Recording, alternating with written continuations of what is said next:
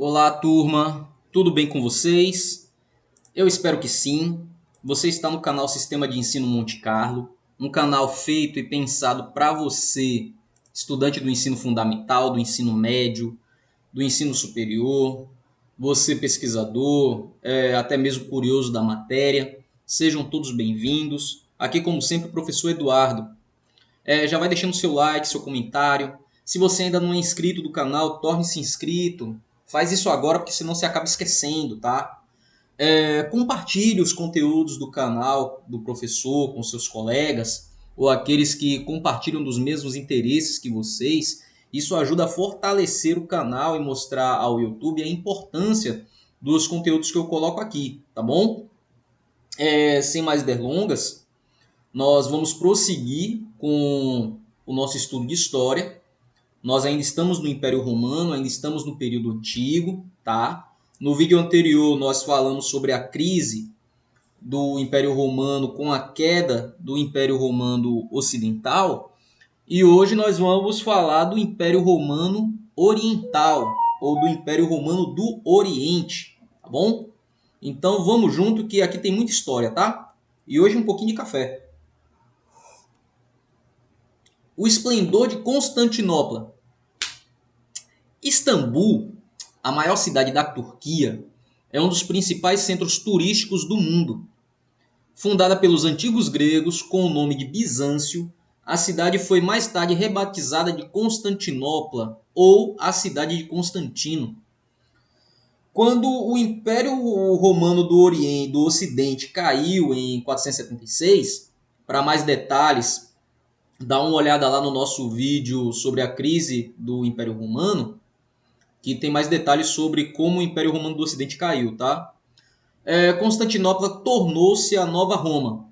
Mais do que a capital do Império Romano do Oriente, a cidade representava a continuidade da cultura romana cristã. Lembre-se que nesse paralelo nós estamos tratando também do início do cristianismo, ou da Igreja Católica Apostólica Romana, por assim dizer, né?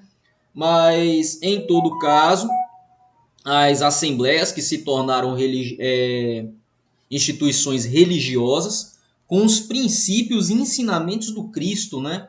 O supostamente o Messias. Então toda a história de Roma desse momento por diante, ela está em paralelo com a origem ou com a construção do cristianismo, já como associação, já como instituição religiosa. Durante quase 1000 anos, a cidade de Constantinopla foi ponto de encontro de vários povos e um movimentado centro comercial. Por estar situado no cruzamento de importantes rotas comerciais, circulavam pela cidade produtos de grande valor comercial e pessoas de várias regiões.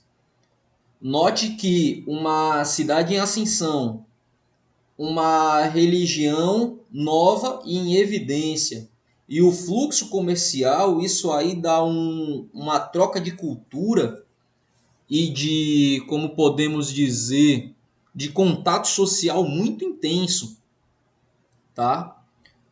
No seu auge, por volta do ano 1000, Constantinopla chegou a ter quase 1 milhão de habitantes e era a mais rica e populosa cidade da Europa. Essa cidade ela era protegida por um cinturão duplo de muralhas. Seu centro tinha grandes majestosos edifícios públicos, como o Palácio Imperial, o Hipódromo, o Senado e a Basílica de Santa Sofia, que era a pérola do Império Bizantino. Constantinopla exercia forte atração religiosa e espiritual. Segundo a crença da época, diversas relíquias cristãs, como o sangue sagrado de Cristo, os cravos que pregaram Cristo na cruz e as sandálias do próprio Cristo, estavam na cidade. Esses símbolos eram muito utilizados pela Igreja Católica, que estava em construção e em plena ascensão naquela época. Sempre existiu entre os religiosos de qualquer denominação que seja um apego ao materialismo, principalmente a esses símbolos, né? Constantinopla, capital do Império Bizantino, foi o centro de onde o cristianismo se expandiu pela Europa Oriental, chegando até a Rússia. No Império Bizantino, ou no reinado de Justiniano, O imperador comandava o Estado, o exército e a igreja. Ele era considerado um representante de Deus na Terra. O imperador era geralmente representado como santo. Até mesmo os mosaicos e as obras de arte desse período, eles representam o imperador com uma semelhança muito intencional com Cristo das Escrituras, né? Um dos imperadores de maior destaque do Império Bizantino foi Justiniano, que governou no século VI ao lado de sua influente esposa Teodora. E esse imperador ele recuperou terras conquistadas pelos bárbaros, conduziu a construção de estradas, de igrejas e fortaleceu o comércio pelo Mediterrâneo. Aqui ao lado uma imagem da igreja de Santa Sofia, né? Que é a pérola, é considerada a pérola daquele reino, daquele império, ou do que foi aquele império. E era o maior símbolo de riqueza do reinado. Tá? Uma das principais obras do governo justiniano foi a criação do Código Justiniano, produzido a partir da compilação das leis do direito romano. O código atualizou as leis romanas, mas substituiu o latim, que era a língua do direito romano, pelo grego. A forma de se comunicar, né? Ela precisava ser mudada, pelo motivo que o latim já não era tão falado e já não era tão adotado, e sim o grego.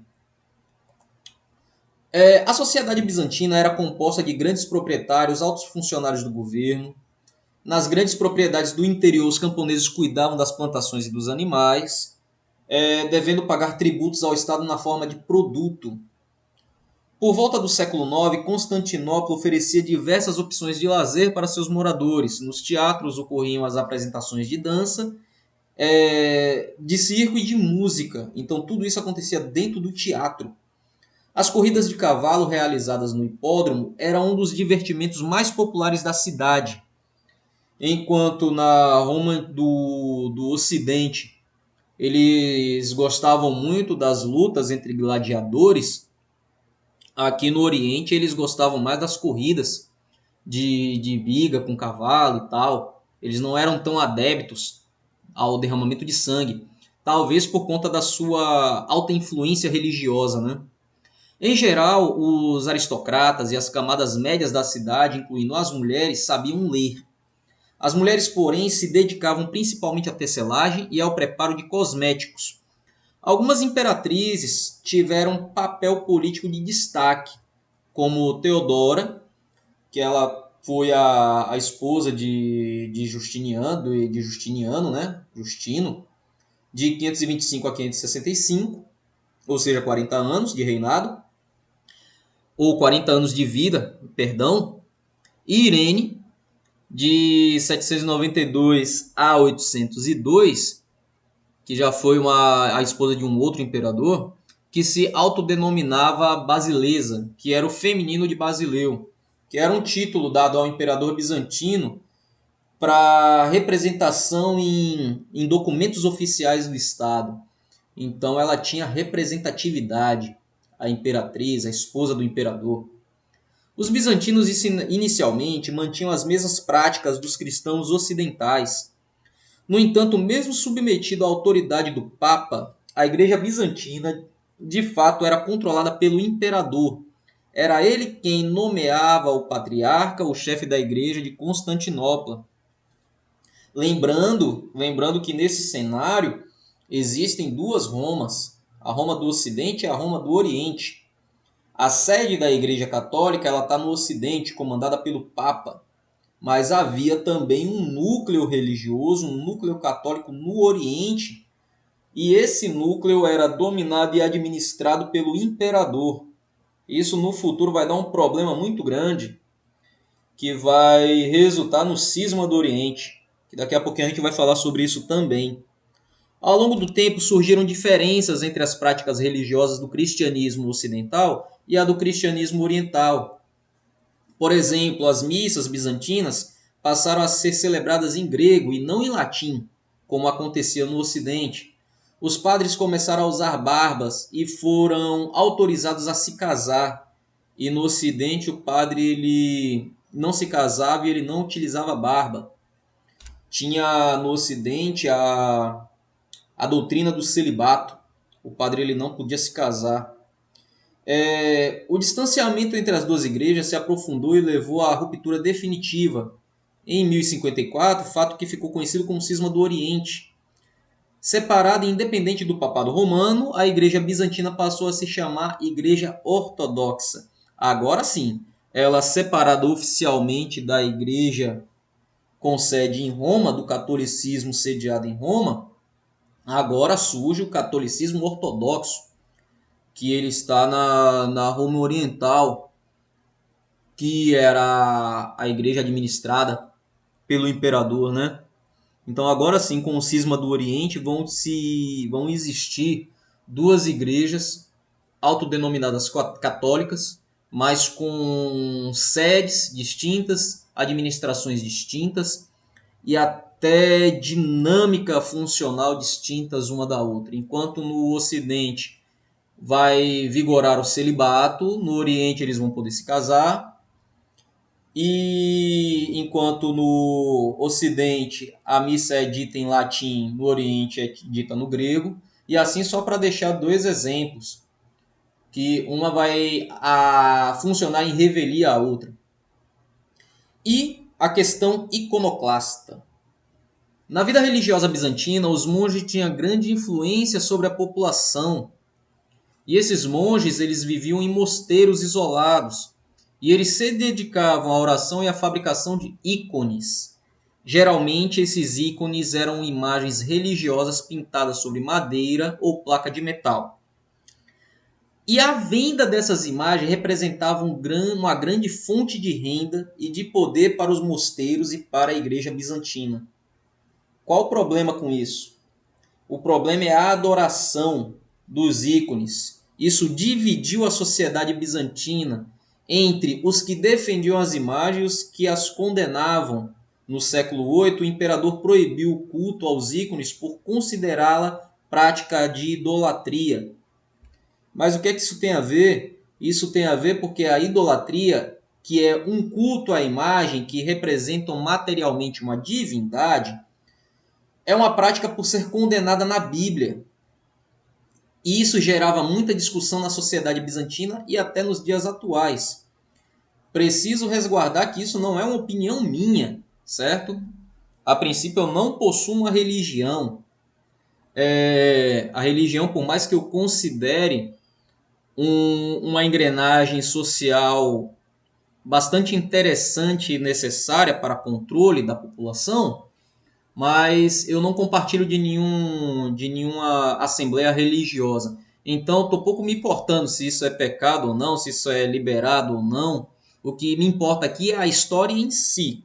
E a escritura, para quem é católico, evangélico, protestante, enfim, é a escritura que diz que é pecado, né? Então, por conta disso, na história antiga, houve essa disputa, houve essa discussão entre os que aceitavam e os que condenavam. Mas a decisão provocou várias revoltas populares lideradas pelos monges, tá? O governo reagiu perseguindo os monges e ordenando a destruição dos mosteiros. O conflito ficou conhecido como questão iconoclasta e se estabeleceu até o século IX, quando o culto às imagens foi liberado, com exceção das esculturas. Agora entra o papel do historiador, né? Eles estavam preocupados com a divindade em si ou eles estavam preocupados com o dinheiro que estavam deixando de ganhar com a venda dessas imagens? Eu deixo para que você responda isso nos comentários.